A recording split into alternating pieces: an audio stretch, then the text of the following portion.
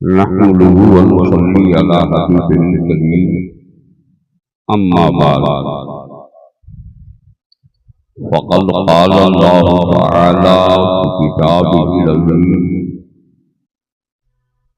وخطابه القديم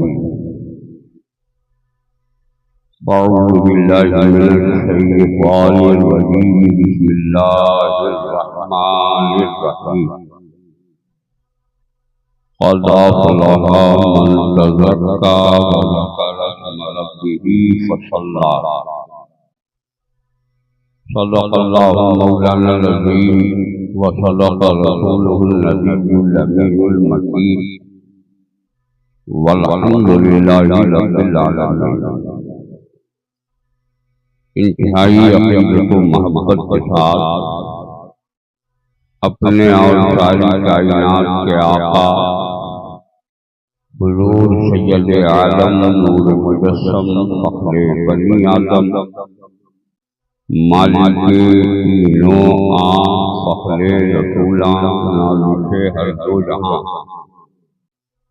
سیاح لا مکان جناب محمد صلی اللہ علیہ وسلم کی مقدس بارگاہ درود پاک کا نذرانہ باوجہ بلند پیش کیجیے. اللہم صلی علی سیدنا مولانا محمد معدن الجود والکرم منبع العلم والحلم والحکم وبارک وسلم صلاۃ وسلام علیک یا رسول اللہ صلی اللہ تعالی علیہ وآلہ وسلم.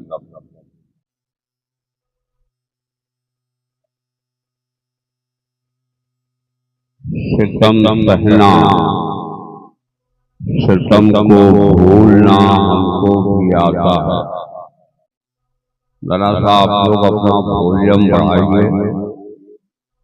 جو آپ نے بریانی کھائی ہے اس کا حق ادا کیجیے. کچھ لوگ بریانی کھا کے بستر پر سونے چلے گئے، لیکن جو بیٹھے ہیں وہ کرم کیجیے تھوڑا سا. یہ ہمارے مقدس علماء کرام جن کا احسان ہے کہ اس وقت تک جلوہ بار اس لیے ذرا سا زور سے سبحان اللہ. ستم پہنا ستم کو بھولنا ہم کو بھی آتا ہے، کسی ظالم کے دل کو جیتنا ہم کو بھی آتا ہے. قسم ہے وقت کی مجبوریاں ہیں درمیان حائل، قسم ہے وقت کی مجبوریاں ہیں درمیان حائل، وگرنہ موت سے تو کھیلنا ہم کو بھی آتا ہے. تمہاری لفظ سے پا بڑی مانا خیز ہے ساقی، تمہاری لفظ سے پا بڑی مانا خیز ہے ساقی، قفس کی کیلیوں کو کاٹنا ہم کو بھی آتا ہے. میری خاموشیوں سے تم کہیں دھوکہ نہ کھا جانا، میری خاموشیوں سے تم کہیں دھوکہ نہ کھا جانا، فضا کی گود میں تو بولنا ہم کو بھی آتا ہے.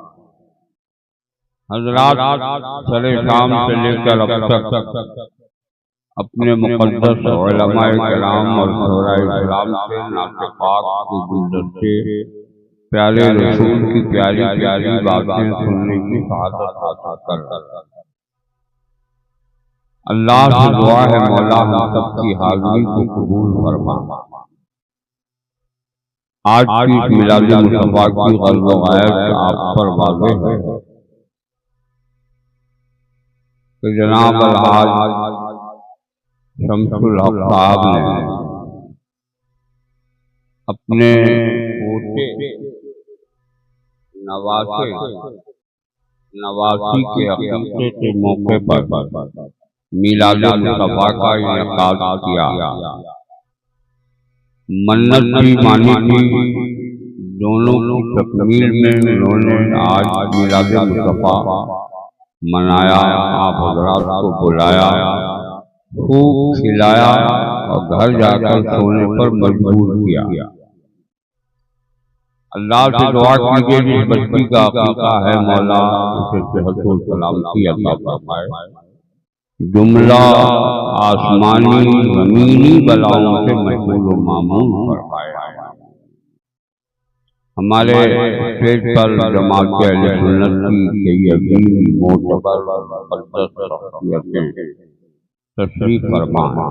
فقیہ ملت حضرت علامہ مولانا مفتی شمشاد صاحب قبلہ دامت برکاتہم العالیہ والعالیہ، اور پھر اکبر العلماء حضرت علامہ مولانا اکبر صاحب قبلہ، اور آپ کے دلوں کی دھڑکن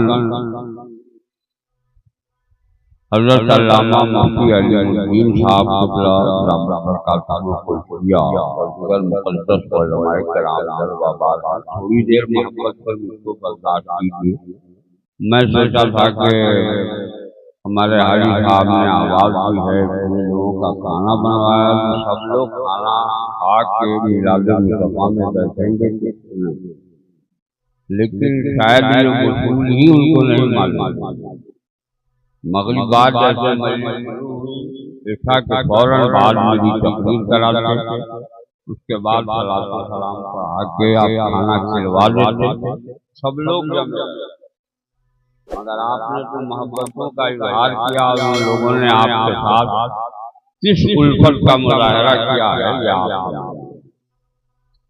بہرحال ہم لوگوں کو مجھے بلایا گیا، ظاہر ہے کہ ہاتھی کو بلائیے گا تو اس کی خوراک کا بھی انتظام کرنا اور ہماری خوراک ہمارا مجمع ہے، ہماری عوام ہے، ہماری قوم۔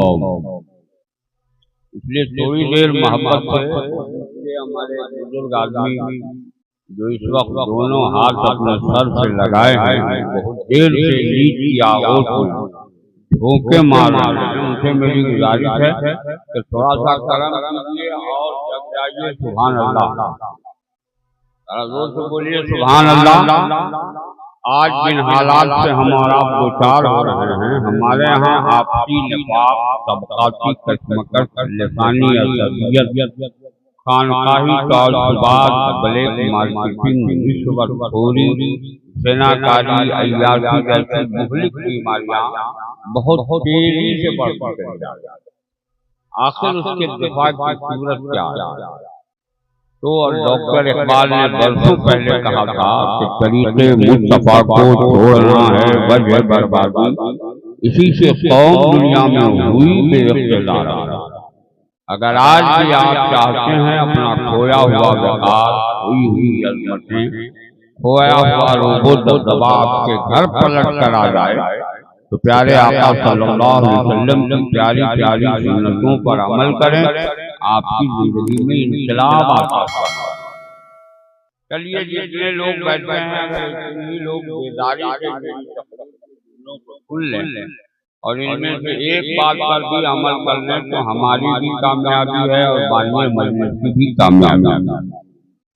میں لاکھ 2 لاکھ 50 لاکھ کے مجمع میں بولا ہوں اور بولنے کا مزاج رکھتا ہوں، اس کا مطلب قطعی یہ نہیں ہے کہ میں آپ کو مختصر دیکھ کر میں گھبرا جاتا، اس لیے کہ میں نے میلاد مصطفیٰ سے ہی کانفرنسوں میں تقریر کرنا سیکھا، بڑے بڑے جلسوں میں تقریر کرنا سیکھا، اس لیے میں یہ نہیں دیکھتا کہ آپ کم ہیں۔ تاریخ اسلام یہ ہے کہ جو کم ہوتا ہے وہی اہم ہوتا ہے، وہی صاحب دم ہوتا ہے، اسی پر غوث و خواجہ اور رضا کا کرم ہوتا ہے۔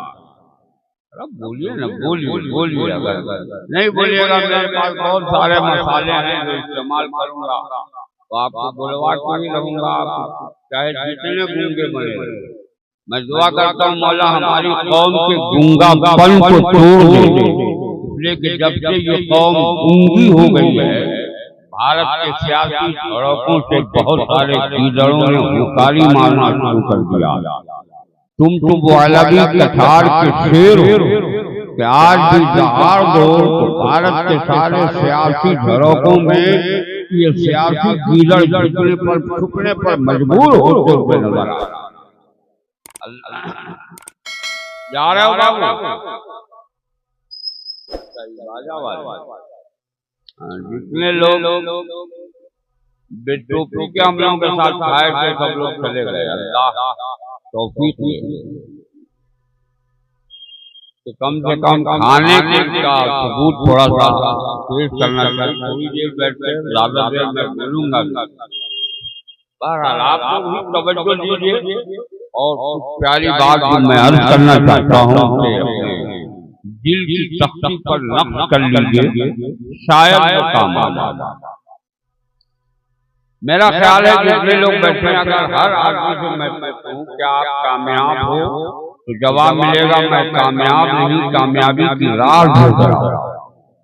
اگر میں آپ سے یہ سوال کروں کہ آپ کامیابی جانتے کس کو تو میرا تصور ہے کہ ہماری قوم کا ہر فرد کہے گا انجینئر بن جانے کا نام کامیابی ہے، ڈاکٹر بن جانے کا نام کامیابی ہے، پروفیسر بن جانے کا نام کامیابی ہے، بالسٹر بن جانے کا نام کامیابی ہے۔ اس دور کی دوغلی اور ناپاک سیاست سے قریب ہو کر لیڈر بن جانے کا نام کامیابی ہے۔ اگر آپ نے اسی کا نام کامیابی جانا ہے ہم اپنے مقدس علماء کا ایک قافلہ بناتے ہیں اور ان عہدوں سے چپکے افراد سے سوال کرنے پر مجبور ہوتے ہیں۔ چلیے ان کے پاس اب جب یہ قافلہ جائے گا پوچھے گا انجینئر صاحب آپ کامیاب ہو، جواب ملے گا میں کامیاب نہیں، کامیابی کی راہ ڈھونڈ رہا ہوں۔ پروفیسر صاحب آپ کامیاب ہو، جواب ملے گا کامیاب نہیں، کامیابی کی راہ ڈھونڈ رہا ہوں۔ ڈاکٹر صاحب آپ کامیاب ہو، جواب ملے گا کامیاب نہیں، کامیابی کی راہ ڈھونڈ رہا ہوں۔ آپ نے جن عہدوں کو کامیابی جانا تھا ہر فرد کی زبان یہی کہتی ہے میں کامیاب نہیں، کامیابی کی راہ ڈھونڈ رہا ہوں۔ اب میں سوچنے پر مجبور ہوا کروں کہ آخر انسانوں کی کامیابی کی ضمانت کہاں ملے گی؟ جن عہدوں کو ہم نے کامیابی جانا تھا ہر عہدوں سے چپکے افراد کا یہی جواب ہے میں کامیاب نہیں، کامیابی کی راہ ڈھونڈ رہا ہوں۔ میں نے پوچھا ان بزرگوں کے قدموں سے لگ کر عریضہ پیش کیا حضرت بتائیے انسانوں کی کامیابی کی ضمانت کہاں ہے؟ تو کہیں گے مضبوط مجھ سے ہو سکتا ہے اس نے جن لوگوں نے یہ کامیابی حاصل کرنے کی کوشش کی اور ناکام ہوئے انہوں نے اس فن کی کتابوں کو نہیں پڑھا ہوگا، اس علم کو پورے طور پر حاصل نہیں کیا ہوگا، اس لیے ناکامی ان سے قریب ہے۔ میں نے کہا حضرت آپ ہی بتائیں کامیابی کہاں ہے؟ تو مفتی شمشاد صاحب قبلہ فرمائیں گے مجھ سے مت پوچھنا ہو تو منزل من السماء، صحائف آسمانی میں سب سے عظیم ترین کتاب قرآن پاک سے سوال کر اے قرآن تو ہی بتا انسانوں کی کامیابی کی ضمانت کیا ہے؟ تو قرآن وبا کے دوحے کہتا ہوا نظر آتا ہے قد افلح من تزکا وذکر اسم ربہ فصلی، تحقیق کے کامیاب وہی ہے جو تزکیہ نفس کر لے۔ جب تمہارا نفس پاک و صاف مزکا اور مصفا ہو جائے وذکر اسم ربہ، اپنے رب کے نام کا ذکر کرو، فصلی اس کی بارگاہ میں سر جھکا دو، مولا تجھے کامیابی عطا فرمائے گا، مولا تجھے عروج عطا فرمائے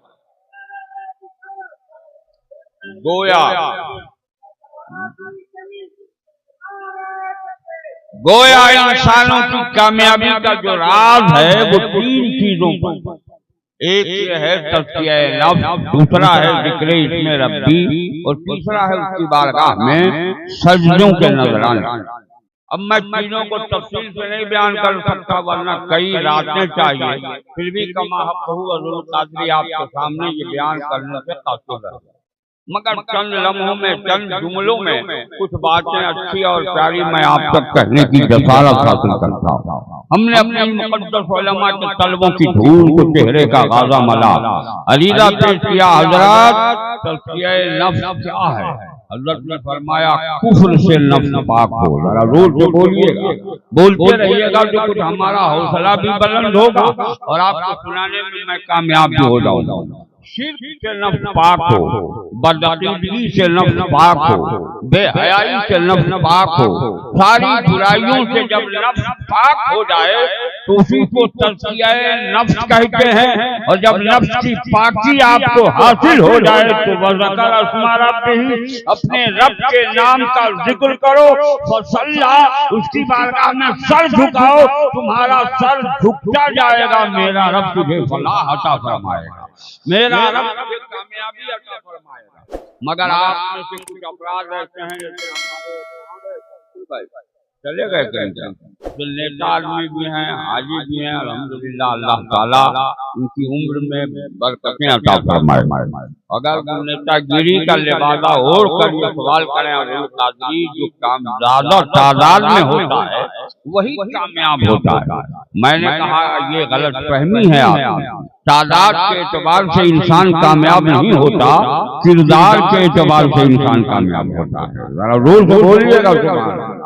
حضرت علامہ مولانا مفتی علی الدین صاحب مراقبے میں حضرت فرمائیں گے عبد القادری اگر تعداد کے اعتبار سے کامیابی ملتی تو جنگ بدر میں کافروں کو کامیاب ہونا چاہیے، کربلائے معلی میں یزیدیوں کو کامیاب ہونا چاہیے، لیکن آج بھی تاریخ اس بات کی گواہی دیتی ہے کہ ہم 313 تھے تو انا فتحنا لک فتحا مبینا کا تاج پہنایا گیا تھا، ہم 72 تھے تو آج بھی زمانہ یہ کہنے پر مجبور ہے کہ قتل حسین اصل میں مرگ یزید ہے، اسلام زندہ ہوتا ہے ہر کربلا کے پاس۔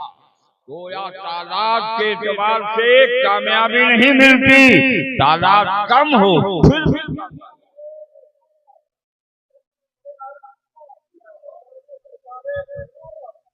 اب آپ دور نہ جائیے، اپنے ملک ہندوستان کی ہی تاریخ لیجیے، ہم جس ملک میں رہتے ہیں اس ملک کو ہندوستان بھی کہتے ہیں، انڈیا بھی کہتے ہیں، بھارت بھی کہتے ہیں، لیکن کیا کہیے گا کچھ ایسے تنگ نظر ہیں جو ہمیں تنگ نظری کا شکار بناتے ہوئے کہتے ہیں یہ لوگ بھارتی نہیں ہیں، مگر میں کھلے لفظوں میں پوری دنیا کو چیلنج کرتا ہوں، مجھ سے زیادہ سچا پکا بھارتی کوئی نہیں ہو سکتا، اگر بھارت کی کوکھ میں کوئی سچا بھارتی ہے تو وہ مسلمان ہے، اس لیے کہ جب تک زمین پر رہتا ہے اس وقت تک بھارت کے سینے پر چلتا ہے، اور جب انتقال کر جاتا ہے تو بھارت کی گود میں سو کر بھارت کے سپوت ہونے کا ثبوت فراہم کرتا ہوا، ہم سے پکا بھارتی کون ہو سکتا ہے؟ ہم اسی بھارت کی کوکھ سے تاریخ آپ کو سنانا چاہتے ہیں، وہ بھی اس زمین پر چلیے جس زمین کو دیکھنے کے لیے ہمیں ہمارے ہاتھ کی ہتھیلی کو دیکھیں، آپ بڑی آسانی سے سمجھ میں آئے گا، جیسے ہماری ہاتھ کی ہتھیلی میں نیچ اونچ اتار چڑھاؤ ہے، ویسے ہی ہمارے ملک میں ایک شہر ہے جو چند پہاڑیوں کے بیچ میں آباد ہے، جو شہر چند پہاڑیوں کے بیچ میں آباد ہے، اسی شہر کو زمانہ اجمیر کہتا ہے، اور جب دیوانہ اس وادی میں جاتا ہے تو پکار کے کہتا ہے سمجھ سمجھ کی پھیر ہے اسی کا نام، ارے ذرا زور سے بولیے نا، سمجھ سمجھ کی پھیر ہے اسی کا نام اجمیر۔ اجمیر کی وادی کی وہ تاریخ بھی آپ کے سامنے ہوگی، یا کہ اس وقت جو مسلمان تھے وہ چھپ چھپ کر اللہ کی عبادت کرتے تھے، انہیں مسلمان ہونے پر کہنے پر بھی فخر نہیں ہوتا تھا، بلکہ بہت ڈر ڈر کے زندگی گزارتے تھے۔ اگر کسی ذرائع سے کسی راجا کو یہ معلوم ہو جاتا کہ میرا فلاں عملہ مسلمان ہے، وہ رات کے سناٹے میں نماز پڑھتا ہے، قرآن کی تلاوت کرتا ہے، تو ان پر ظلم و استبداد کا پہاڑ توڑا جاتا تھا، انہیں ظلم کی چکی میں پیسا جاتا تھا۔ ایسے پرفتن اور پرآشوب ماحول میں میرے مصطفیٰ نے کرم فرمایا اور خواجہ معین الدین اجمیری کو بھارت بھیجا، ذرا زور سے بولو، اور جب خواجہ اجمیری آئے تو پوچھو مقدس علماء سے قافلہ کیا تھا؟ 40 افراد پر مشتمل قافلہ اجمیر کی سرحد میں اترا ہے، مگر آج بھی تاریخ اس بات کی گواہی دے رہی ہے کہ ان 40 افراد کی روحانی فیوز و برکات میں ایک دو نہیں 90 لاکھ کے سینے میں ایمان کا چراغ جلایا۔ ایک دو نہیں 90 لاکھ کے سینے میں ایمان کا چراغ جلایا، جب کہ ان پر بھی ظلم کا پہاڑ توڑا گیا، تلواریں چمکائی گئیں، نیزے برسائے گئے، انہیں بھی اذیتیں دی گئیں، ان پر بھی پانی بند کیا گیا، مگر خواجہ اجمیری نے یہی فرمایا تھا، او ظلم کرنے والوں ظلم کرو مگر سن لو، ادھر آؤ پیارے، ہنر آزمائیں، تم تیر آزماؤ ہم دیگر عالم بادشاہ کے حکم سے عملہ تلواریں اور تیر لے کر خواجہ غریب نواز کے دوستوں کے سامنے جاتے، میرا خواجہ غریب نواز نگاہ اٹھاتا، کفر کی دیوار کو توڑ دیتا، محبت کا مینار قائم کر دیتا تھا۔ زور سے بول، اس کا تو آپ تاریخ الٹ کر دیکھتے جائیے، کہیں بھی ہم تعداد کے اعتبار سے کامیابی نہیں دیکھتے ہیں، ہم تو کردار کے اعتبار سے کامیابی دیکھتے ہیں۔ اللہ سے دعا کیجئے مولا ہمارا کردار اتنا حسین کر دے کہ کامیابی میرے گھر کا طواف کرتی ہوئی نظر آئے۔ لیکن آج ہم اپنے دامن میں جھانکتے ہیں تو حال یہ ہے کہ زمانے کی جتنی بھی برائیاں ہیں سب سمٹ کر میرے دامن میں آ گئی ہیں۔ دعا باز ہم ہیں، سکے باز ہم ہیں، شراب پیتے ہم ہیں، اور برائیاں کرتے ہم ہیں، زنا کرتے ہم ہیں، جھوٹ بولتے ہم ہیں، غیبت کرتے ہم ہیں، ایک بھائی دوسرے بھائی کا مال غصب کرتے ہم ہیں۔ ہمارا مزاج یہ ہے کہ ہم غریبوں پر ظلم کرتے ہیں۔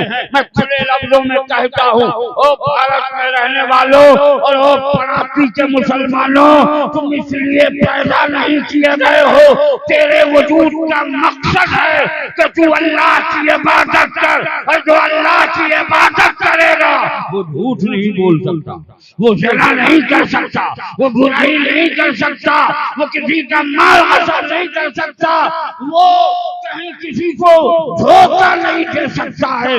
مسلم قوم اگر آج بھی اپنے وجود کے مقصد کی طرف پلٹ جائے تو اس کا کھویا ہوا وقار اس کے گھر آئے۔ آپ کہیں عبدالقادریہ کیا ہے؟ میں نے کہا ہمارے وجود کا مقصد ہے اللہ کی عبادت۔ کیا ہے؟ ذرا زور سے بولیے گا، اللہ کی عبادت۔ اور تاریخ الٹ کے میں تفصیل سے بیان کروں گا تو کافی وقت آپ کا صرف ہو جائے گا۔ میں اختصار میں چند باتیں عرض کرنا چاہتا ہوں۔ آپ تاریخ الٹ کر دیکھو، جب تک یہ قوم مسلم عبادت کرتی رہی ہے اللہ نے اس کی حفاظت فرمائی ہے۔ اب آپ کیوں نہیں سمجھ رہے ہیں کہ یوں سمجھیے، یہ مائکرو فون ہے، اس کے وجود کا مقصد کیا ہے؟ اس کے وجود کا مقصد ہے ہماری آواز کو قید کر کے خلاؤں میں فضاؤں میں دور دور تک پھیلائے۔ جب تک یہ اپنے مقصد میں کامیاب ہوتا ہے، مالک مائکرو فون کی حفاظت کرتا ہے، اسے ٹوٹنے سے بچاتا ہے، اسے پھوٹنے سے بچاتا ہے، اسے بچوں کے ہاتھ میں کھلونا بنا کے دینے سے بچاتا ہے۔ مگر مان لو آج سے چند دنوں پہلے حاجی صاحب گئے اور چھوٹا سا بچہ آیا، باپ کے ہاتھ سے اسی طرح کے مائکرو فون کو لیا، زمین پر زوردار انداز میں پٹکا، جیسے پٹکا اس نے ایک تماچا مارا۔ حاجی صاحب نے کہا بے نادان کیا نادانی کر رہے ہو، چند سکوں کے عوض حاصل کیے جانے والے اس مائکرو فون کو تمہارے جگر کے ٹکڑے نے زمین پر پھینکا ہے، تمہارے آنکھوں کے تارا نے زمین پر پھینکا ہے، تمہارے لال نے زمین پر پھینکا ہے، تم جسے پیار کرتے ہو اس شہزادے نے زمین پر پھینکا ہے، تو نے تماچا کیوں مارا؟ کہا سنیے حاجی صاحب، آپ کے یہاں جو خطیب آ رہا ہے اس کا اپنا ایک مزاج ہے، وہ کبھی قریب سے بولتا ہے کبھی دور سے۔ اس مائکرو فون کا مقصد یہ ہے کہ وہ قریب سے بولے یا دور سے آواز قید کر کے خلاؤں میں فضاؤں میں دور دور تک پھیلاتا ہے۔ اس لیے میں اس کی حفاظت کر رہا ہوں، بچوں کو تنبیہ کر رہا ہوں۔ لیکن آج جیسے ہی صبح گئے تھے ویسے ہی وہی شہزادہ سامنے آ گیا جسے تماچا مارا گیا تھا۔ اسی طرح کے مائکرو فون کو اس نے اپنے اسی لال کے ہاتھ میں دیا، لے بیٹا اسے توڑ دے، لے بیٹا اسے پھوڑ دے، لے بیٹا اسے برباد کر دے۔ اس بچے نے ایک پتھر سے رکھا، دوسرے پتھر سے زوردار انداز میں مارا، اس کا جغرافیہ بگڑ گیا، اس کی حیات قضائیہ بگڑ گئی، اس کی صورت مسخ ہو گئی، یہ زمین پر ٹکڑے ٹکڑے ہو کر بچھڑ گئے۔ میں سوچنے پر مجبور مجبور ہوں. آخر معاملہ کیا ہے؟ انہوں نے کہا نادان چند دنوں پہلے تماچا مارا تھا، آج اس کے حوالے کیوں کر دیے گئے ہو؟ کر دیا ہے تو نے. کہا نہیں معلوم، وہ اپنے مقصد میں کامیاب تھا، یہ مقصد میں ناکام ہے. جو کامیاب ہوتا ہے اسے اس کی حفاظت کی جاتی ہے، جو ناکام ہوتا ہے اسے کوڑے کرکٹ کی قیمت پر فروخت کر دیا جاتا ہے. بلا تصویر مجھے عرض کرنے دو، آپ اپنی تاریخ الٹ کر دیکھو.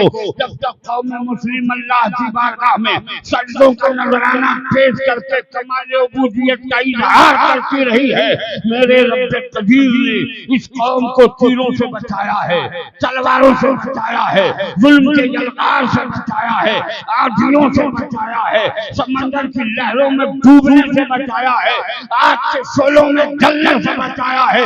اور جب سے تم پہ عمل ہو گئے ہو، اغیار کے ہاتھ دے دیے گئے ہو، اب تمہارا وقار لوٹا جا رہا ہے، تمہاری عظمتیں چھینی جا رہی ہیں، تمہاری ماتی ممتا لوٹی جا رہی ہے، باپ کا پیار چھینا جا رہا ہے، بہن کی الفت قربان کی جا رہی ہے، تمہاری بیوی کو بیوہ بنایا جا رہا ہے، تمہارے بچوں کو یتیم کیا جا رہا ہے، تمہاری فلک کو سے عمارتیں ڈھائی جا رہی ہیں، تمہاری خانقاہوں سے کھلواڑ کیا جا رہا ہے، تمہاری مسجدوں کو ڈھایا جا رہا ہے، تمہاری درسگاہوں کو مٹایا جا رہا ہے، تمہارے نوجوانوں کو جیل کی سلاخوں میں جو اس ظلم میں کہ یہ دہشت گرد ہے، یہ ہندوستان کا باغی ہے، تاکہ اسے جیل کی سلاخوں میں سڑایا جا رہا ہے. میں کھلے لفظوں میں کہتا ہوں، اور ہماری قوم سے مسلمانوں پلٹ جا اپنی پچھلی تاریخ کی طرف اور اسلاف کے نقش پا پر چل. تمہاری زندگی میں وہی انقلاب آئے گا، تو جسے دیکھ لے گا اس کا کفر سکنا چور ہو جائے گا اور تو فتح و نصرت.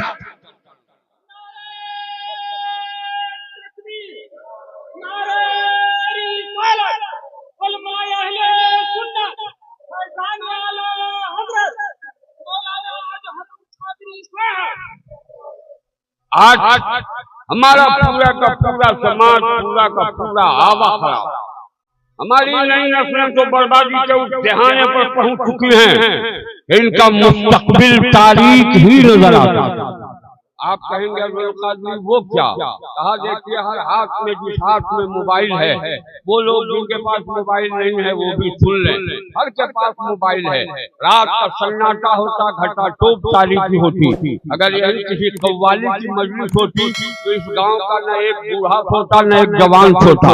یہی اگر کہیں ناچ کی مجلس ہوتی تو نہ ایک بوڑھا سوتا نہ ایک جوان سوتا، نہ کوئی بچے کی آنکھوں میں غنودگی آتی، سب وہاں جاتا ڈرامہ کرتا. اور اگر وہ بھی نہ ہوتا تو رات کے 12 بجے تک ہمارا نوجوان موبائل کے اسکرین پر ننگی تصویریں دیکھتا ہے، حرام تصویروں کو اپنی نگاہوں سے دیکھتا ہے. میں اپنے قوم کے نوجوانوں کو آواز دینا چاہتا ہوں، اگر تو چاہتا ہے کہ تمہارا مستقبل تابناک ہو، تمہارا مستقبل حسین ہو، تو جتنی دیر موبائل کے اسکرین پر ننگی تصویریں دیکھنے میں وقت برباد کرتا ہے، کاش تو اتنی دیر قرآن کی تلاوت میں لگا دے تو تیری زندگی میں انقلاب برپا ہو. آپ نے تاریخ نہیں دیکھی، ہمارے پاس جو کتاب ہے قرآن، اس قرآن کو اللہ نے مومنوں پر نازل فرمایا ہے اور مومنوں کے لیے شفا بنایا ہے. ذرا زور سے یہ قرآن پڑھنا، جہاں تک قرآن کی تلاوت کا سوال ہے علماء سے پوچھو. قرآن پڑھو گے عبادت ہے، قرآن دیکھو گے عبادت ہے، قرآن چومو گے عبادت ہے، قرآن پڑھنے والے قاری کو دیکھو گے عبادت ہے، قرآن جو پڑھ رہا ہو اس کو غور سے سنو گے عبادت ہے. ہمارے یہاں قرآن ایک ایسی کتاب ہے جس کتاب کو پڑھنے کے بعد ہم ساری مصیبتوں سے نجات پا سکتے ہیں. کیا آپ یہ بتا سکتے ہیں کہ آپ کے یہاں کسی کو جن بھوت پریت پکڑ لیتا ہے تو اسے آپ کس چیز سے چھڑاتے ہیں؟ گنگا جی کا پانی لا کے یا جمنا کا پانی لا کے یا سرسوتی کا پانی لا کے؟ نہیں. یہی ہمارے علماء ہیں قرآن کی ایک چھوٹی سی آیت کو کئی بار 11 بار 21 بار 41 بار تلاوت کرتے ہیں اور دم کرتے ہیں، اللہ تعالیٰ شفا عطا فرماتا ہے. ذرا زور سے بولو. ارے ذرا زور سے بولیے. قرآن کی جب ایک آیت کا یہ مزاج ہے تو پورے قرآن کی تلاوت کا کیا مزاج ہے؟ اب آپ کو سمجھنا ہو تو آپ سمجھیے. ایک سورت ایسی ہے جس سورت کو سننے کے بعد عمر جیسے انسان کا کفر گھٹ گیا. حضرت عمر جب تک ایمان نہیں لائے تھے حالت کفر میں تھے. اس وقت بھی ان کی بہادری اور ان کی شہزوری کا چرچا تھا. حال یہ ہے کہ پورے عرب کے بہادروں میں سب سے بڑا بہادر اور اس اعتبار سے بھی انہیں تسلیم کیا جاتا کہ جب عمر اپنی تلوار میان سے باہر نکالتے ہیں تو انسانوں کا خون چوسے بغیر میان کے اندر نہیں ان کی تلوار جاتی تھی. ایک دن ایسا ہوا کہ ابو جہل، ابو لہب، عتبہ، شیبہ، عرب کے جتنے بھی گنجے کریمنل کرائم پیشہ لوگ تھے سارے دہشت گردوں نے خانہ کعبہ کے چھاؤں میں بیٹھ کر ایک نشست کی اور نشست کرنے کے بعد یہ لوگوں کو سنایا کون ہمارے عرب میں ایسا بہادر ہے جو بانی اسلام کا سر قلم کر دے. کسی کی جرأت نہیں ہوئی. ادھر میرے مصطفیٰ نے نماز عصر کے بعد ہاتھ اٹھا کر دعا کی اور عرض کیا مولا اللہم ایّد الاسلام بعمر، اے اللہ عمر کے ذریعے اسلام کو تقویت عطا فرما. نبی کے زبان مبارک سے نکلی ہوئے دعائیہ کلمات رب کی بارگاہ میں سر سے قبولیت حاصل کر کے واپس لوٹ ہی رہے تھے کہ عمر کھڑے ہو گئے اور کہا میں اپنی تلوار سے بانی اسلام کا سر قلم کر دوں گا. میں سوچنے پر مجبور ہوں آخر عمر کو اس مجمع میں کھڑے ہونے پر کس نے آمادہ کیا؟ تو ہمارے علماء فرمائیں گے یہ میرے نبی کی دعائیہ کلمات کے معجزے تھے کہ عمر اٹھ کے کھڑے ہو گئے اور فیصلہ کیا کہ میں اپنی تلوار سے بانی اسلام کا سر قلم کروں گا. پورے مکہ میں رات اور خوشیاں منائی گئی، شادیاں منائے گئے. حال یہ ہے کہ ہر آدمی اس فکر میں تھا کہ کل ہمارے دین کو برا کہنے والا کل سے کوئی نہ ہوگا. اس لیے کہ عمر جیسے جلیل، عمر جیسے بہادر نے جو فیصلہ کر لیا ہے کہ بانی اسلام کا سر قلم کر دیں گے. صبح کا سویرا نمودار ہوا. عمر اپنے گھر سے تلوار میان سے نکال کر لے کر نکلے. جیسے نکلے ایک شخص سے ملاقات ہوئی. پوچھا کہاں جا رہے ہو؟ کہا بانی اسلام کا سر قلم کرنے جا رہا ہوں. وہ بھی مسکراتے ہوئے کہا عمر ذرا اپنا دامن ڈھانک لیا ہوتا. کہا میرے دامن میں کون سا داغ ہے؟ کہا تمہاری بہن اور تمہارے بہنوئی نے ایمان قبول کر لیا. ذرا زور سے بولو، ذرا زور سے بول دیجیے. اتنا سننا تھا کہ تمہارے بہن اور بہنوئی نے اسلام قبول کر لیا. عمر کا تیور بدل گیا. کہا ذرا لے چلو مجھے اپنے بہنوئی کے دروازے پر. گئے، کنجی کھٹکھٹائی. باہر سے گرجدار آواز میں پکار کے کہا کھولو دروازہ. بہن کانپ اٹھی. بہن کے پاؤں کے نیچے سے زمین کھسک گئی. کہا شاید میرے دین کے اسلام اور مذہب اسلام کو قبول کرنے کی خبر میرے بھائی عمر کو لگ گئی ہے، اس لیے یہ گرجدار آواز میں مجھے آواز دے رہے ہیں. بہن نے ہمت کیا، دروازہ کھولا. عمر نے تلوار اٹھائی اور کہا سنا ہے تو نے دین محمدی قبول کر لیا ہے، دین محمدی سے منحرف ہو جا ورنہ میں اپنی تلوار سے تیری گردن اڑا دوں گا. پیاری بہن نے بھی کیا جواب دیا قربان جاؤ. انہوں نے کہا اے عمر سنو، اس سے پہلے تمہارے اور میرے رشتے بھائی اور بہن کے تھے. جب سے میں نے دین محمدی قبول کیا ہے اس دن سے تیرا میرا رشتہ کفر و اسلام کا ہے. میں جان تو دے سکتی ہوں نبی کا دیا ہوا ایمان نہیں.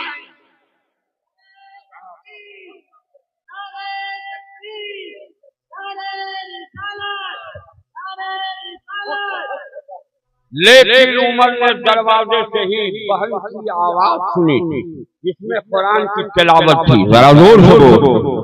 عمر نے کہا وہ جو تلاوت کر رہی تھی اسے سناؤ.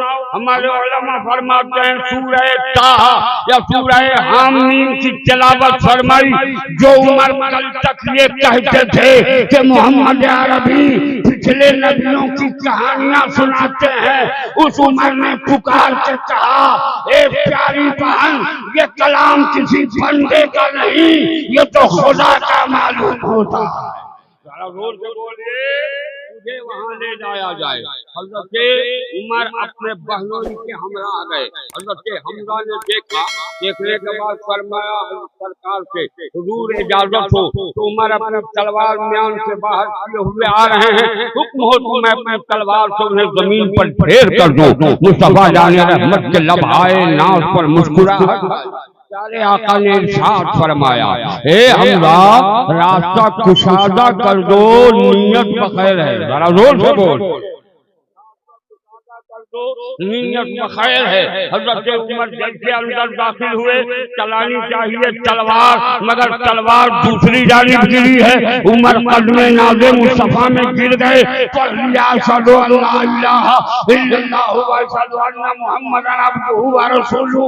میں کراچی کے مسلمانوں تجھے پیغام دینا چاہتا ہوں کہ جب ایک سورت کی تلاوت سننے کے بعد عمر جیسے شقیق القلب کے سینے سے کفر مٹ جائے اور اسلام کا چراغ جل جائے تو 30 پارہ قرآن روزانہ پڑھ لے، زمانے میں جدھر دیکھے گا ادھر سے کفر چل جائے گا، اسلام کا ماحول۔ اللہ سے دعا ہے مولا ہم سب کو قرآن کی تلاوت کی توفیق عطا فرما۔ ذرا زور سے بولیے نا، محبت سے ایک بار ضرور شریف سنا لیجیے، اللہم صلی علی سیدنا مولانا محمد و بارک وسلم صلاۃ و سلام علیک یا رسول اللہ صلی اللہ تعالی علیہ وسلم۔ میں اپنی قوم کی نئی نسلوں کی کن کن خرابیوں پر نظر ڈالوں، وقت بھی اتنا نہیں ہے کہ میں تفصیل سے بیان کروں، لیکن آئیے تھوڑا سا اور سہل قریب کیجیے۔ ایک دو پیاری باتیں جو میں آپ تک پہنچانے کی جسارت کر رہا ہوں اسے بغور سنیے، شاید آپ کی زندگی کے کسی لمحے میں وہ کام آ جائے۔ زور سے بول دیجیے ذرا سبحان اللہ۔ اللہ آپ سب کو کے جذبات کو قبول فرمائے اور حاضری کو قبول فرمائے۔ زور سے بولیے آمین۔ میں نے عرض کیا کہ تمہارے لیے تمہارا کردار اگر صحیح ہے تو تمہیں کامیابی ہے، اس کردار سے پہلے صاحب ایمان ہونا ضروری ہے، کردار سے پہلے، ورنہ ہم کو دیکھتے ہیں بہت سارے لوگ ہیں جن کے یہاں گھٹے اتنے پڑ گئے، اتنا بڑا بڑا داغ ہو گیا کہ دیکھنے کے بعد ان کی صورت بگڑتی ہوئی نظر آتی ہے۔ کیا غلط بول رہا؟ مگر ہم نے دیکھا ہے، کبھی کبھی کہتا ہوں مجبوراً مسروراً تمثیلاً، بیادبی معاف کیجیے گا، اگر بیادبی سمجھ میں آئے تو معاف کر دیں۔ حضور شیر بہار سے زیادہ کوئی نماز نہیں پڑھتا تھا۔ حضور شیر بہار کو میں نے دیکھا ہے سفر میں بھی ان کی نماز قضا نہیں ہوئی، اور رات کے 3 بجے کیونکہ جس کمرے میں حضرت قیام پذیر ہوتے اسی کے بغل والے کمرے میں ہماری پوری جماعت رہتی تھی۔ میں نے بھی ان سے پڑھا ہے، جامعہ قادریہ کا میں بھی نمک کھایا ہوں، وہی تعلیم حاصل کیا، ابتدائی تعلیم۔ تو حضرت کو دیکھتے کہ کبھی 3 بجے کبھی 2:30 بجے خود اٹھتے، غسل فرماتے، غسل فرمانے کے بعد آتے کمرے میں مصلی بچھا کے اللہ کی عبادت میں مشغول ہو جاتے۔ ذرا زور سے بول، ذرا زور سے بول۔ مگر بتا سکتے ہو آپ نے کا کوئی شخص جس نے ان کو دیکھا ہے کوئی تو چہرے پر داغ ہو؟ میں نے تو نہیں دیکھا کہ چہرے پر داغ ہے۔ میں کبھی کبھی سوچتا تھا کہ اتنی نمازیں پڑھنے والا اس کے چہرے پر داغ نہیں، مگر یہاں 4 دن اور 40 دن کا چلہ کوئی کر لیتا ہے تو مکمل داغدار بن۔ ارے بولیے غلط بول رہا؟ حسین خوبصورت خوب گورا چکا ہے، مگر چہرہ تو دور سے دیکھنے میں ایسا لگتا ہے کہ کتا دور سے ہی دیکھ کے بھونکتا رہتا ہے۔ اور ہم نے جو کالے کلوٹے کو دیکھا ہے چہرہ ایسے چمکتا ہے جسے لوگ دیکھتے ہیں تو دیکھتے رہ جاتے ہیں۔ یہ ان کی خود عقیدگی اور صاحب ایمان ہونے کی دلیل ہے۔ اللہ تعالی ہم سبوں کو صاحب ایمان بنائے۔ ارے ذرا زور سے بولیے نا، ہم لوگوں کو صاحب ایمان بنائے۔ اس دور میں ایمان کی حفاظت کے لیے امام احمد رضا کا جاننا ضروری ہے۔ کچھ لوگ مجھ سے کہتے ہیں کبھی کبھی سفر میں یہاں وہاں ٹرینوں میں پلین میں بھی کوئی پاگل مل جاتا ہے تو سوال کر دیتا ہے کہ آپ لوگ اتنا مولانا احمد رضا کا درجہ بڑھا دیا اور اتنا مولانا احمد رضا کو کر دیا، احمد رضا نے دیا کیا؟ ہم نے کہا کچھ دیا ہو نہ دیا ہو، امام احمد رضا نے پوری دنیا کے مسلمانوں کا ایمان بچایا ہے۔ ذرا زور سے بولو۔ خواجہ نے پورے بھارت کے لوگوں کو ایمان، بھارت کے لوگوں تک ایمان پہنچایا ہے، اور میرے اعلیٰ حضرت نے پوری دنیا کے مسلمانوں کا ایمان بچایا۔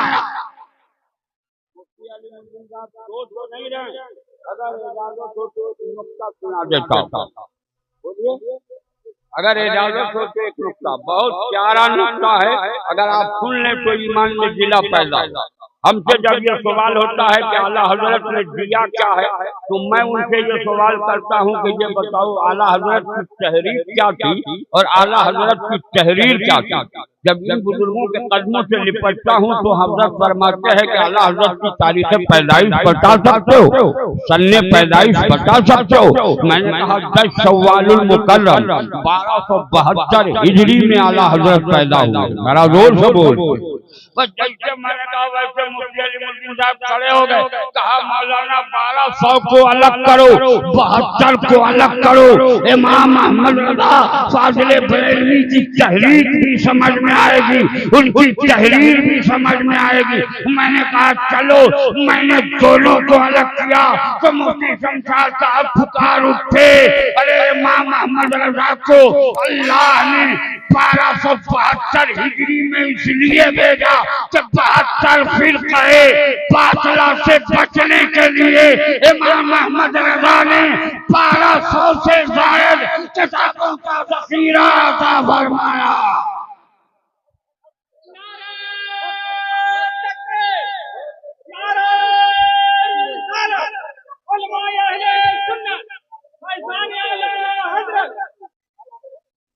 لیکن میرا ایک سوال ہے کہ اللہ قادر ہے، بولیے قادر ہے کہ نہیں ہے؟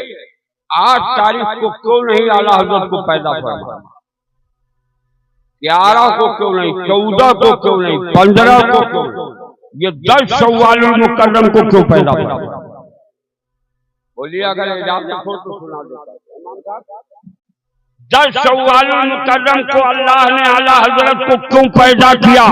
تو ہمارے علماء فرماتے ہیں کہ 10 وہ صحابی رسول جنہیں سرکار نے ان کی حیات میں جنتی ہونے کی بشارت عطا فرمائی ہے، اسی 10 صحابی کی نسبت سے امام احمد رضا پوری زندگی پکارتے رہے کہ تجھ سے اور جنت سے کیا مطلب، وہاں بھی دور ہو، ہم رسول اللہ کے جنت رسول اللہ۔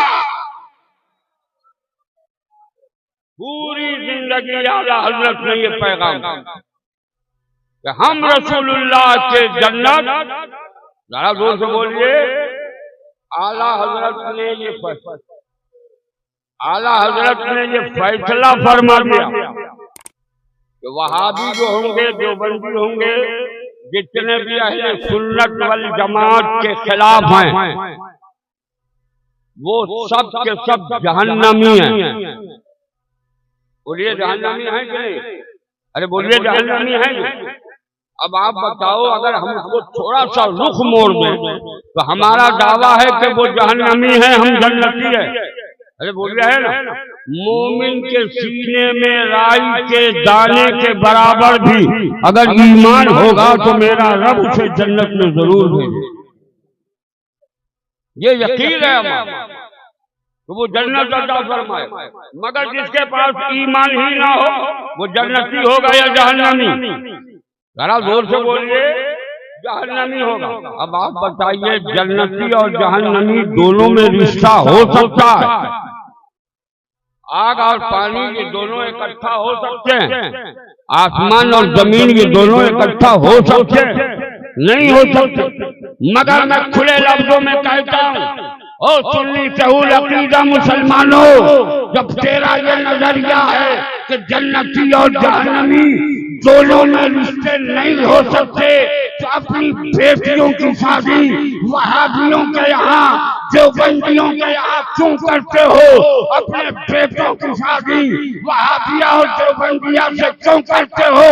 یہ تو جہنمی ہے اور جنتی جہنمی کا رشتہ ہو ہی نہیں۔ اب آگے فیصلہ آپ کے ہاتھ میں، اگر کرتے ہو تو گناہ کبیرہ کے مرتکب ہو، جان بوجھ کر تو نے کیا تو تمہارا بھی نکاح گیا، ایمان چلا گیا، تم پر بھی توبہ استغفار ضروری ہے۔ اگر ایمان نکاح کیے ہو تو نکاح ضروری ہے، اور کسی پیر سے مرید ہو تو بیعت بھی لوٹانا ضروری۔ جنت اتنی آسان نہیں ہے جتنی آسان ہم لوگ کہتے ہیں کہ جنت مل جائے، بہت کچھ پابندی کرنی ہوگی۔ اب آئیے، میں دور نہیں جانا چاہتا، اختصار میں ایک اور بات بریلی سے سنا دیتا ہوں، سنیے گا۔ لوگ کہتے ہیں اللہ حضرت تھے کیا؟ ہر زبان کہتی ہے کہ عاشق مصطفیٰ، ارے بولو، اس سے انکار نہیں۔ عاشق اپنے تو اپنے ہیں، غیروں نے بھی اعلیٰ حضرت کو عاشق رسول مانا۔ اشرف علی تھانوی کو جب یہ خبر ملی کہ اعلیٰ حضرت کا انتقال بہت مغموم ہو، لوگوں نے کہا وہ پوری زندگی آپ کو کافر کہتے رہے، جہنمی بناتے رہے، اور آپ ان کے انتقال پر غم منا رہے ہیں۔ انہوں نے کہا سنو، جس منزل پر امام احمد رضا تھے میں وہاں ہوتا اور امام احمد رضا میری جگہ ہوتے تو میں وہی کہتا جو امام احمد رضا نے کہا۔ وہ سچے عاشق رسول تھے اور تقاضۂ عشق میں انہوں نے کہیں کسی طرح کا کوئی سمجھوتا نہیں۔ مگر آج ہم لوگ تو دولت سے سمجھوتا کر لیتے، انجینئر سے سمجھوتا کر لیتے، ڈاکٹر سے سمجھوتا کر لیتے، کرتے ہیں کہ نہیں کرتے؟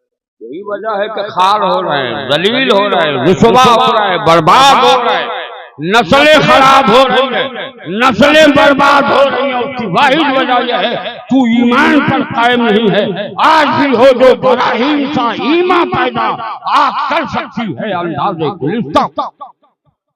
آج بھی اگر آپ صاحب ایمان ہو جائے تو آپ کی دنیا میں انقلاب اور اعلیٰ حضرت کے عشق کو دیکھنا ہو تو ایک واقعہ اور سنا دیتے ہیں۔ ابھی ہمارے حاجی صاحب اور ادھر سے صاحب آئے، جو بھی لے کے آئے ہوں 10 کا ہے یا 20 کا یا 100 کا، میں نے دیکھا نہیں، لیکن یہ جو نوٹ لے کے آئے تو انڈین کرنسی کا، اس میں گاندھی جی کی تصویر ہے، اور ہمارے علماء فرماتے ہیں کہ کسی تصویر کے ساتھ نماز پڑھنا جائز نہیں ہے، لیکن چونکہ یہ انڈین کرنسی ہے، اعلیٰ حضرت سے ہی اگر سوال کیا جاتا تو ہم کہتے چلو صرف اعلیٰ حضرت سے سوال کیا جاتا۔ بھارت کے سارے دارالفتہ سے استفتاء کیا گیا کہ انڈین کرنسی کے بارے میں آپ کا کیا خیال ہے، یہ شرعی طور پر کیا حکم ہے، وہ نافذ فرمائیں۔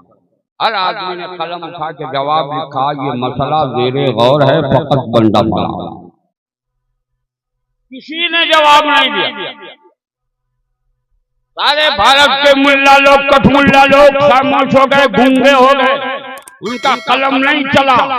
دارالعلوم دیوبند ہو چاہے سہارنپور ہو، سب کا حال یہ کہ سب کے مفتی کی عقل ختم ہو گئی۔ اور جب اعلیٰ حضرت حج بیت اللہ کے لیے گئے تو علماء حرمین شریفین نے کہا مولانا احمد رضا یہ تمہارے ملک کا مسئلہ ہے، ذرا اس پر کچھ تو لکھ دو۔ اعلیٰ حضرت نے فرمایا جتنے سوالات قائم ہو سکتے ہیں تم لوگ قائم کرو، میں اس کا جواب لکھوں گا۔ ذرا زور سے بولو۔ سارے علماء سر جوڑ کے بیٹھ گئے، ایک دو سوال نہیں 12 سوالات کو لکھا اور اعلیٰ حضرت کی بارگاہ میں پیش کیا۔ اعلیٰ حضرت نے قلم اٹھایا، 12 سوالات کا جواب ایک دو صفحے پر نہیں دیا، 63 صفحات پر لکھا، اور لکھنے کے بعد اس کتاب کا نام رکھا القفل الفقیہ الفاہم فی احکام قرطاس الدراہم، فقیر محمد احمد رضا خان بریلوی۔ اعلیٰ حضرت نے 63، اب آپ 12 کو سمجھیے اور 63 کو سمجھیے، تب اعلیٰ حضرت کا عشق سمجھ میں آئے گا۔ میں نے عرض کیا ہے اعلیٰ حضرت آپ سے 12 ہی سوالات علماء نے کیوں کیا؟ تو ہمارے جو علماء فرمائیں گے حج کے آداب 12 ہیں۔ حاشیہ لکھنے والا محشی جب حاشیہ لکھتا ہے تو 12 لکھ کے یہ بتاتا ہے کہ اب 13واں اس سے آگے سوال قائم نہیں ہوگا۔ اسی طرح سارے علماء حرمین شریفین نے 12 سوالات کیے تاکہ یہ زمانہ جان لے کہ اب اس کے بعد 13واں سوال قائم نہیں ہوگا۔ میں نے عالم تصور میں کیا ہے سیدنا اعلیٰ حضرت آپ سے 12 ہی سوالات کیوں کیے گئے کہ امام احمد رضا کا عشق پکار اٹھا، کہا میں جس نبی کی بارگاہ میں حاضر ہوں وہ مصطفیٰ 12 ربیع الاول شریف کو مجھ سے 12 ہی وہ مصطفیٰ 12 ربیع الاول شریف کو میں نے کہا اے اعلیٰ حضرت آپ کے تبحر علمی کا قائل تو زمانہ ہے، اپنے تو اپنے ہیں، بیگانے بھی آپ کے علم کو اور آپ کے قلم کی رفتار کو تسلیم کرتے ہیں۔ جیسے ابوالعلا مودودی جماعت مودودی کا یہ بہت بڑا سرغنہ ہے، اس نے اپنی کتاب نزہۃ الخواطر میں لکھا ہے کہ مولانا احمد رضا بہت بڑے سیال قلم سیال قلم کا مطلب ہے کہ جیسے آپ دیکھتے ہیں سمندر میں پانی لہریں مارتا ویسے ہی ان کے ہاتھ کا قلم چلتا، لیکن یہ لکھنے کے بعد اس نے ایک برائکٹ لگایا اور اس میں لکھا کہ مولانا احمد رضا نے دارالعلوم دیوبند کے خطاب کے خلاف 1200 کتابیں لکھی۔ ہم نے کہا ظالم تیرا ہی جوتا تیرا سر، تو کیا ہوتا کہ اگر برائکٹ لگانے سے پہلے کہ مولانا احمد رضا نے 1200 کتابیں دارالعلوم دیوبند کے خلاف لکھی ہیں تو تیرا جوتا تیرے سر نہیں پڑتا، مگر تو نے سوچا نہیں ارے ظالم جو اعلیٰ حضرت دارالعلوم دیوبند کے خلاف 1200 کتابیں لکھ سکتے ہیں، وہ زلف عنبری پر قلم اٹھاتے تو کتنی کتابیں لکھ دیتے، وہ پیشانی مبارکہ پر قلم اٹھاتے تو کتنی کتابیں لکھ دیتے، ابروئے ناز مصطفیٰ پر قلم اٹھاتے تو کتنی کتابیں لکھ دیتے، چشمان مبارک پر قلم اٹھاتے تو کتنی کتابیں لکھ دیتے، دہان مبارک پر قلم اٹھاتے تو کتنی کتابیں لکھ دیتے، لبھائے ناز مصطفیٰ پر قلم اٹھاتے تو کتنی کتابیں لکھ دیتے، شانہ مبارکہ پر قلم اٹھاتے تو کتنی کتابیں لکھ دیتے، دست نازنی پر قلم اٹھاتے تو کتنی کتابیں لکھ دیتے، انگشت مبارکہ پر قلم اٹھاتے تو کتنی کتابیں لکھ دیتے، وہ قدم ناز مصطفیٰ پر قلم اٹھاتے تو کتنی کتابیں لکھ ڈالتے، وہ ابو نبی کی رفتار پر قلم اٹھاتے تو کتنی کتابیں لکھ ڈالتے، نبی کی گفتار پر قلم اٹھاتے تو کتنی کتابیں لکھ ڈالتے، نبی کی خلوت پر قلم اٹھاتے تو کتنی کتابیں لکھ ڈالتے، نبی کی جلوت پر قلم اٹھاتے تو کتنی کتابیں لکھ ڈالتے، غار حرا میں رہنے پر قلم اٹھاتے تو کتنی کتابیں لکھ ڈالتے، غار ثور میں رہنے پر قلم اٹھاتے تو کتنی کتابیں لکھ ڈالتے۔ ہمارے علماء فرماتے ہیں ضرور قادری اگر کیسوئے مبارکہ سے لے کر تلوائے ناز مصطفیٰ تک امام احمد رضا نے قلم اٹھاتے اس کی عظمت لکھی ہوتی تو پوری دنیا کی کسی لائبریری میں جگہ نہیں ہوتی جتنی کتابیں امام احمد رضا اتنے بڑے سیال قلم کے اعلیٰ حضرت کے علم کا اعتراف تو غیروں نے بھی کیا، مجبوراً ہو یا مسروراً تسلیم کیا، لیکن آئیے تھوڑا سا ذہن قریب کیجیے تو میں عشق بتانا چاہتا ہوں، اجازت ہو تو بتا۔ اعلیٰ حضرت آپ نے قلم اٹھایا ہوتا 1 صفحے 2 صفحے 3 صفحے 4 صفحے 5 صفحے 10 صفحے پر کتاب لکھ دی ہوتی، 63 صفحے پر جا کر قلم کیوں روکا؟ بولیے سنا دوں، 63 صفحے پر جا کر آپ نے قلم کیوں روکا؟ تو اعلیٰ حضرت کا عشق بولے گا میں جس رسول کی بارگاہ میں قلم اٹھایا تھا اس رسول کی حیات ظاہری 63 سال تھی، احمد رضا کے عشق نے یہ فیصلہ کیا کہ 63 صفحے پر قلم روک دو تاکہ بھارت लोग इंडियन करेंसी के सिलसिले में जब ये किताब पढ़े, मेरे रसूल की 63 साल जिंदगी याद, ये आला हज़रत का इश्क, कलम चले तो इसके मुस्तफा में, रुके तो इसके मुस्तफा में, सोए तो इसके मुस्तफा में। जोर से बोलिए। अब आप थोड़ा सा कदम कर दूं, मूड बन गया तो सुन लीजिए। बड़ी बड़ी कॉन्फ्रेंसों में इतनी कामयाब तकरीर अब्दुल कादरी नहीं करता जितनी ये छोटी मस्जिद उलमा की दुआओं का करता। इसलिए अगर इजाजत हो तो एक जुमला, एक आम एतराज है हमारे यहाँ के बरेली के मौलाना अहमद रजा को आला हजरत कहते थे। ये आम एतराज है कि नहीं? कभी कभी हमारी कौम का और हमारी जमात का नौजवान भी मसखरे में ये जुमला कहता है। बरेली के मौलाना अहमद रजा को आला हजरत कहते हैं। हमने कहा कि अगर मेरे आला हजरत के आला हजरत कहने पर आपको शक है तो जरा अपना दामन भी तो आपने ढांका होता कि आपके कितने मुल्लाओं को लोगों ने आला हजरत कहा। मौलाना अशरफ अली थानवी को 112 जगह आला हजरत, कासिम नौनाथवी दारुल उलूम देवबंद का गासिब बानी उसको 122 जगह आला हजरत लिखा गया। रशीद अहमद गंगोही को उसके मानने वालों ने 133 जगह, मगर पूरी दुनिया को चैलेंज है। मेरे किसी आलिम ने ये इतराज किया हो कि तुम्हारे ये मुल्ला की सबसे आला हजरत है, किसी खतीब ने कहा हो, किसी मुफ्ती ने फतवा दिया हो, किसी मौलाना ने कहीं आपकी गुफ्तगू में भी कहा हो तो तुम्हारे मौलाना लोग आला हजरत, अरे तुम्हारे यहाँ सैकड़ों आला हजरत है तो हमें कोई मलाल नहीं। मेरी जमात में एक आला हजरत है तो पूरी कैबिनेट के पेट में मरोड़ हो रहा, सब वावेला मचा रहे हो। आखिर उसकी वजह क्या है? तो हमारे उलमा फरमाएंगे अब्दुल कादरी उसके जितने आला हजरत हुए वो चील कौवों की तरह भी पहचाने नहीं गए। मेरा एक आला हजरत पूरी दुनिया में आशिक़े मुस्तफा की हैसियत से पहचाना।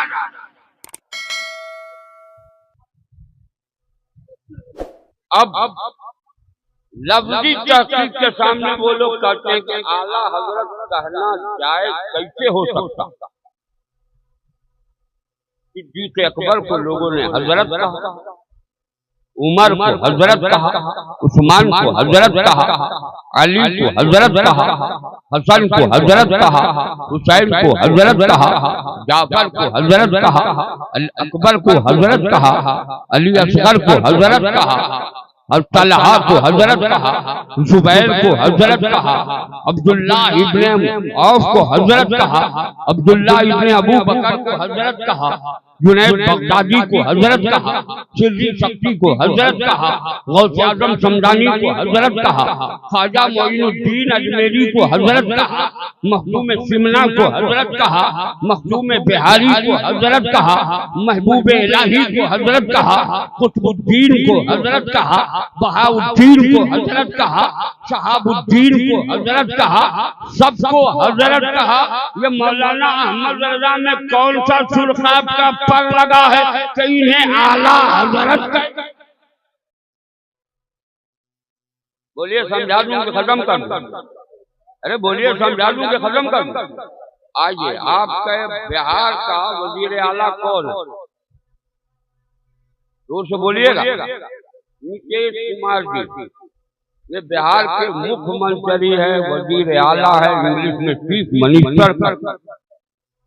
उर्दू में क्या कहते हैं? वजीर आला। हमने कहा इनको वजीर आला कहते थे। 20 साल से कुर्मी की घुर्मी लग रही है, कब तक घुर्मी में रहो? दिन भर वो नशे में चूर रहता, आपको वजीर आला कहते। क्या गलत बोल रहा? उनको ही पलटू राम चचा कहा जाता। कभी इधर पलट गए, कभी उधर पलट। مسلمانوں کا ووٹ لے کے جیتے ہیں اور وقت کے نام پر بی جے پی کو ووٹ دیتے ہیں. کیا غلط بول رہا؟ لیکن آپ ان کو وزیر اعلیٰ کہتے کیوں ہو؟ ہمارے علماء نے فرمایا اپنے دور میں جو سیاست میں ماہر ہوتا ہے اسی کو وزیر اعلیٰ بنایا جاتا ہے. ارے بولیے اسی کو بنایا جاتا ہے. ہم نے کہا مسئلے کا حل نکل گیا حضرت. جو اپنے دور میں سیاست میں ماہر ہو اسے وزیر اعلیٰ کہا جانا جائز ہے.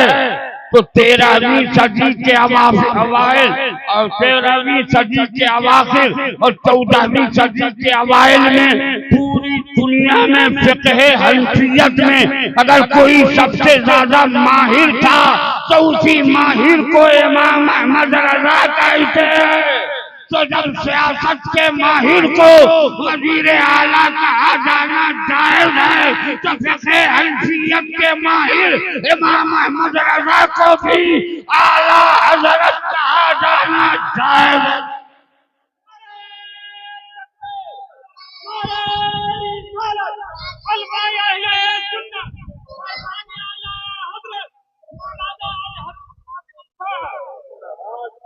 اب تیسرا پوائنٹ سنیے. اعلیٰ حضرت کو اعلیٰ حضرت کہتے تھے. ارے کہاں سے یہ جب اعلیٰ حضرت کو اعلیٰ حضرت کہتے کیوں؟ کیا حضرت پگڑی کی بنیاد پر ان کو اعلیٰ حضرت کہا جاتا ہے؟ ان کے جبے کی بنیاد پر بہت خوبصورت جبہ پہنتے تھے. ان کے قلم کی بنیاد پر پٹھان گھرانے میں پیدا ہوئے اس لیے اعلیٰ حضرت کہتے ہیں. شہر بریلی میں پیدا ہوئے اس لیے اعلیٰ حضرت کہتے ہیں. پھر اب کہتے کیوں ہیں اعلیٰ حضرت؟ آخر ان کو اعلیٰ حضرت کہا کیوں جاتا؟ تو مفتی صاحب قبلہ گنگناؤ مولانا تم کو نہیں معلوم اعلیٰ حضرت کو اعلیٰ حضرت کہتے تھے. ارے وہی اعلیٰ حضرت تو ہے جو صبح سے لے کر شام تک اور شام سے لے کر صبح تک ایک ہی رٹ لگاتے تھے. سب سے اعلیٰ و اولیٰ ہمارا نبی. سب سے اعلیٰ و اولیٰ ہمارا نبی. سب سے بالا و بالا ہمارا نبی. جس احمد رضا نے پوری زندگی اپنے نبی کو سب سے اعلیٰ و اولیٰ کہا اسی اعلیٰ رسول نے اپنے عشق کا جام پلا کر مولانا احمد رضا کو اس دور کے حضرتوں میں اعلیٰ حضرت بنا دیا.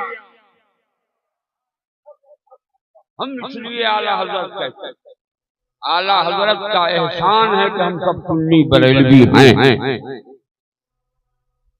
آج کل لوگ 1.5 اینٹ کی مسجد اور خانقاہ بنا لیتے ہیں تو اعلیٰ حضرت کی ہی مخالفت شروع کر دیتے ہیں. پیر میاں بکری مرید میاں گھاس جب جب بن کے تب تب کھا. میں تو کبھی کبھی کہتا ہوں حضرت کہتے ہیں کہ نعمت کو کہ جتنی خانقاہوں کی خلافت اس بے وقوف کے پاس ہے اسی پیر صاحب کے پاس اتنی خانقاہوں کو دیکھنے کو بھی میسر نہیں. 13 خانقاہوں کی خلافت ہمارے پاس پائے ہیں. اب پیر صاحب لوگ ایک دو خانقاہ میں جاتے ہیں دور و آنکھ بند کر لیے تیسرے روز پیر صاحب اپنا حلقہ بڑھانا چاہتے ہیں خلافت دیکھ کے اس کو بھی پیر بنا دیا. ٹوپی بیچ رہا ہے دستی بیچ رہا پیر ہے. جوتے کی دکان میں کام کر رہا پیر ہے. بکسا بنا رہا پیر ہے. اچر بیچ رہا پیر ہے. بسکٹ بیچ رہا پیر ہے. پیر کا تو حیضہ پھوٹ گیا. اتنے پیر دنیا میں پیدا ہو گئے کہ پہلے ہم لوگ سنتے تھے کہ لوگ پیر ڈھونڈنے جاتے. اب پیر ڈھونڈنے آ رہا مرید کو کہ مرید کدھر ہے. پیر زیادہ ہو گئے مرید. ارے بولیے نا غلط بول رہا ہوں. یہ سب آپ کا تجربہ پریکٹیکل ہوگا. ہم کو بول رہے ہیں کہ بالکل پریکٹیکل میں بول رہا ہوں. اور کبھی کبھی تو میں فخر سے کہتا ہوں میں جس پیر کا مرید ہوں اس جیسا پیر میری نگاہوں میں اب تک نظر نہیں آتا. آج کل لوگ دل پھڑوا پیر سے مرید ہو جاتا ہے سمجھتا ہے کہ پہنچ. اچھا اپنے بارے میں سمجھے تو سمجھے پیر صاحب کے بارے میں بھی سمجھتا کہ حضرت پہنچ مغرب کے وقت پیر صاحب سوئے رہتے ہیں حضرت پہنچ داڑھی کٹائے رہتے ہیں کھلوا رہتے ہیں حضرت پہنچ گئے ایک ہاتھ میں انگوٹھی نہیں پوری 10 انگلی میں 20 انگوٹھی پانے رہتا ہے بہت بڑے پیر ہے پہنچے ہوئے پیر جہنم میں پہنچے ہیں کہ جنت میں اس کا پتہ نہیں پاؤں میں بھی 10 انگلی میں انگوٹھی پانے رہتا ہے پیر ہیں بال اتنا رہتا ہے کہ سوٹر کے نیچے سے بال چلتا ہے جتنا بڑا دھوتا ہے اتنا بڑا پیر ہے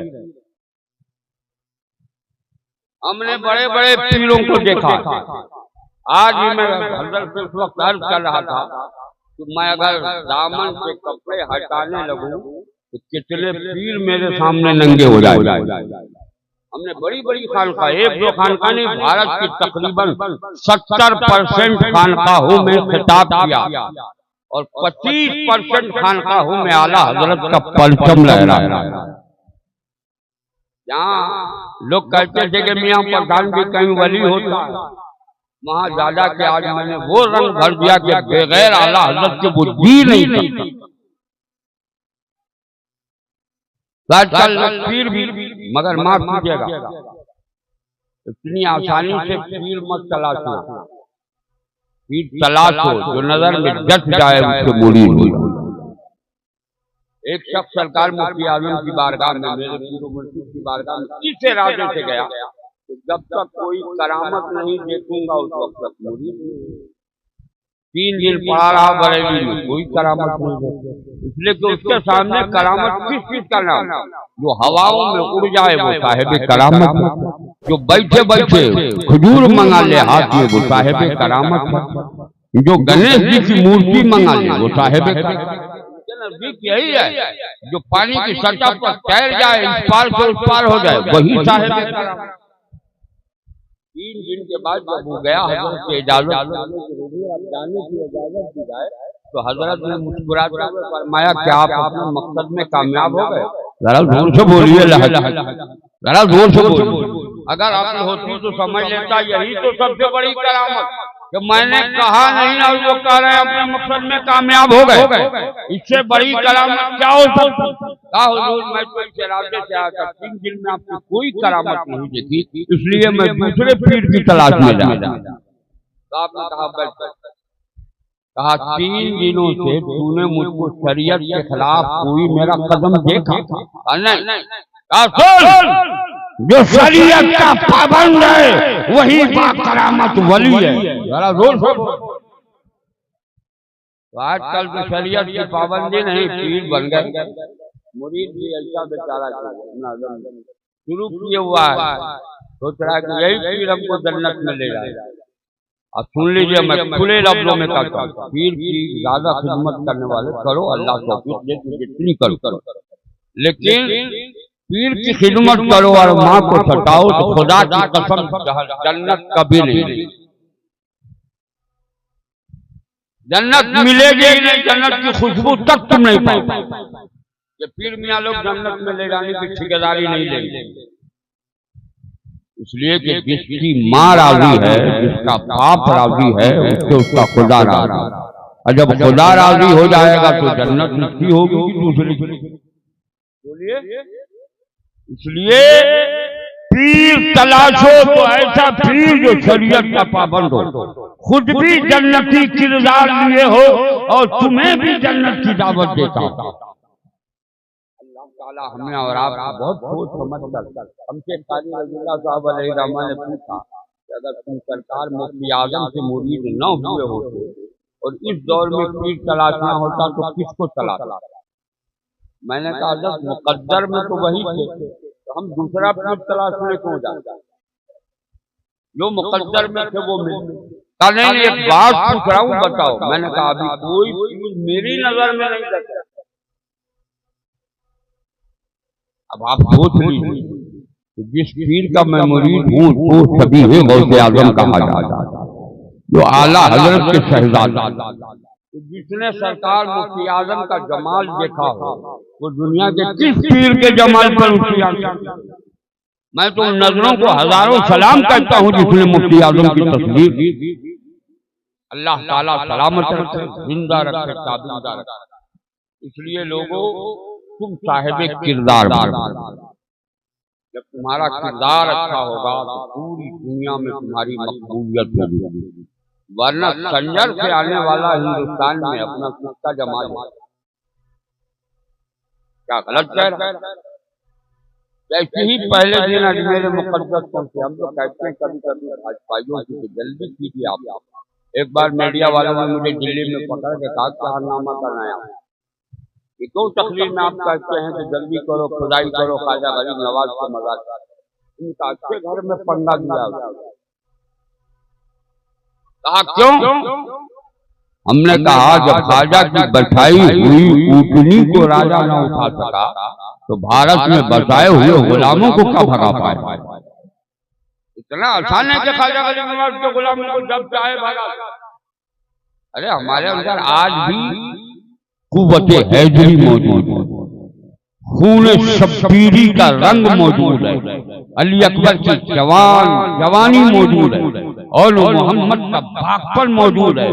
جس دن میری غیرت نے اس بات پر آمادہ کر دیا کہ جس طرح حسین یزیدیوں کے خلاف سفارہ سے تم بھی اٹھو اور چلو، تو حسین نے لہو دے کر نانا کا دین بچایا ہے، غلام حسین بھی اپنا لہو دے کر بھارت میں اسلام بچا دیا۔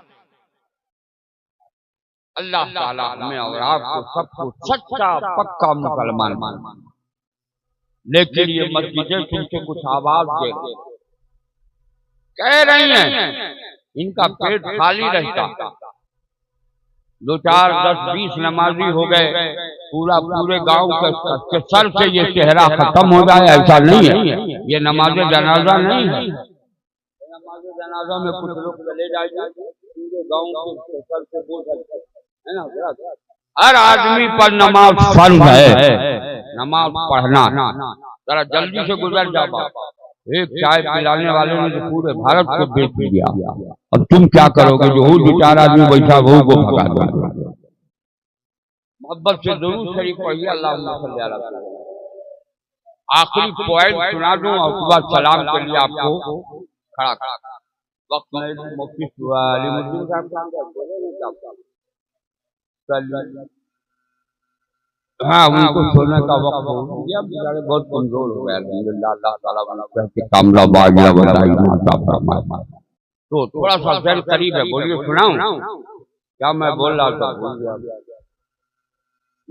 مسجد کو آباد کرو۔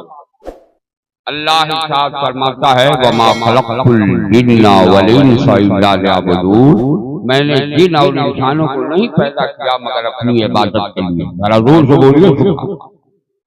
نماز ایک ایسی عبادت ہے کہ اس عبادت میں بندہ خدا سے محو کلام رہتا ہے، اور وہ آنکھ والا جانتا ہے ہمارا کیا جانے۔ ہم لوگ تو اندھے ہیں، بالکل کورے ہیں، آنکھ میں روشنی ہی نہیں، مگر جس کے پاس روشنی ہم نے دیکھا ہے، خود حضور شیر بہار کو دیکھا ہے کہ ان کے جسم کا ایک ایک انگ الگ الگ ہو کر اللہ کی صدا برابر۔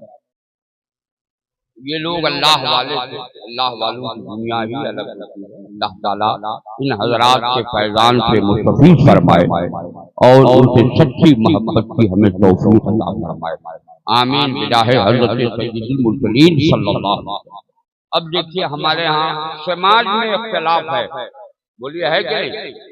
باپ بیٹے میں اتحاد نہیں ہے، بھائی بھائی میں اتحاد نہیں ہے، شوہر بیوی میں اتحاد نہیں ہے، اور سسر اور داماد میں اتحاد نہیں ہے۔ اتنا اختلاف ہے کہ اختلاف دیکھنے کے بعد عقل حیران ہوتی کہ آخر اتحاد ہوگا کیسے؟ آپ بزرگوں سے ہم نے حاصل کیا، نماز ایک ایسی عبادت ہے جس میں اتحاد کا پیغام پوری دنیا کو دیا جاتا ہے۔ اب آپ کہیے تو میں اس کو سمجھا دوں، بولیے سمجھا دوں۔ اچھا نماز پڑھنے کے لیے آپ گئے مسجد میں، پہلی صف میں ایک ہی جگہ خالی تھی، جہاں کوئی ایک آدمی جا کے صف میں شامل ہوتا، مگر مان لو ایک نوجوان وہاں کھڑا دیکھتا رہا، حضرت تشریف لے گئے، کہا کہ کیا دیکھ رہا، جلدی سے نماز میں شامل ہو جائے، رکعتیں ختم ہو رہی۔ اس نے کہا حضور ذرا ایک عریضہ ہے بتا دیجیے۔ کہا بولو جلدی بولو۔ کہا حضور جس کے بغل میں مجھے کھڑا ہونا ہے، اسلام نے کاندھے سے کاندھا ملانے کا حکم دیا ہے، وہ میرے باپ کا قاتل ہے، اگر آپ اجازت دیجیے تو 4 انگل آگے بڑھ جاؤں، 4 انگل پیچھے ہٹوں۔ حضرت جلال فاروقی آیا، انہوں نے کہا سن، یہ شریعت ہے، تمہاری طبیعت کے اعتبار سے شریعت نہیں بدلی جا سکتی، شریعت کو تمہاری طبیعت کو شریعت کے سانچے میں ڈھال دیا جائے۔ کیا تجھے وہیں جانا ہے؟ کاندھے سے کاندھا ملا۔